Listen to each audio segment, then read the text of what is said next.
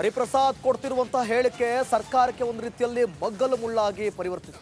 ಯಾಕಂತಂದ್ರೆ ಈಗಾಗಲೇ ಅವರು ಕೊಟ್ಟಂತ ಹೇಳಿಕೆ ರಾಜ್ಯ ರಾಜಕೀಯದಲ್ಲಿ ಮಾತ್ರ ಅಲ್ಲ, ರಾಷ್ಟ್ರ ರಾಜಕೀಯದಲ್ಲೂ ದೊಡ್ಡ ಸಂಚಲನವನ್ನು ಮೂಡಿಸ್ತಾ ಇರೋದು. ಈ ಬೆನ್ನಲ್ಲೇ ರಾಜ್ಯ ಕಾಂಗ್ರೆಸ್ ನಾಯಕರು ಅಲರ್ಟ್ ಆಗಿದ್ದಾರೆ. ಹರಿಪ್ರಸಾದ್ ವಿರುದ್ಧ ಹೈಕಮಾಂಡ್ಗೆ ಸಿಎಂ ಡಿಸಿಎಂ ದೂರನ್ನು ಕೊಡೋಕೆ ಮುಂದಾದ್ರೆ ಹಾಗಾದ್ರೆ ದೆಹಲಿಯಲ್ಲಿ ಸಿಎಂ ಸಿದ್ದರಾಮಯ್ಯ ಡಿಕೆ ಶಿವಕುಮಾರ್ ಜೊತೆ ಹೈಕಮಾಂಡ್ ಸಭೆಯನ್ನ ಮಾಡಿದ್ರು. ನಿಗಮ ಮಂಡಳಿ ಲೋಕಸಮರ ವಿಚಾರವಾಗಿ ಚರ್ಚೆಯನ್ನ ಮಾಡಿದ್ರು.